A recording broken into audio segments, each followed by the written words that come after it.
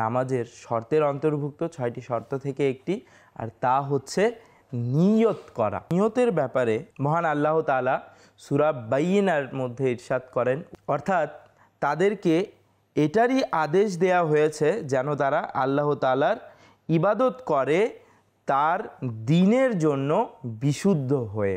মাদানী চ্যানেলের দর্শক শ্রোতা, আমরা এই আয়াতের মাধ্যমে জানতে পেরেছি যে আমরা আল্লাহ তাআলার ইবাদত করব।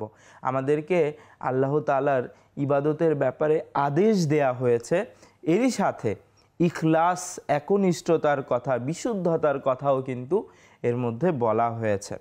বিশুদ্ধতা দ্বারা কি উদ্দেশ্য?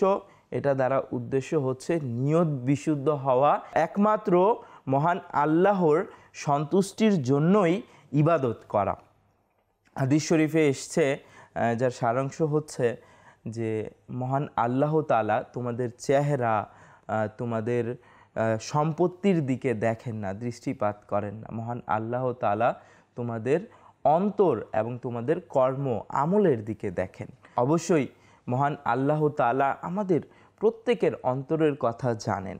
তো আমরা যখনই কোনো ইবাদত করব, নামাজের মধ্যে নিয়তের তো গুরুত্ব রয়েছে, অনেক বেশি গুরুত্ব রয়েছে, কারণ নিয়তকে নামাজের শর্ত বলা হয়েছে।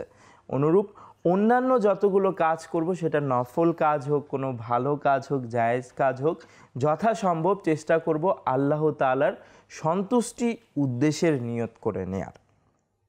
তারপর হাদিস শরীফে এসছে, ইন্নামাল আমালু বিন্নিয়াত ওয়ালিকুল্লি ইমরিইন মা নাওয়া, অর্থাৎ নিশ্চয়ই আমল নিয়তের উপর নির্ভরশীল এবং প্রতিটি ব্যক্তির জন্য তাই যা সে নিয়ত করলো।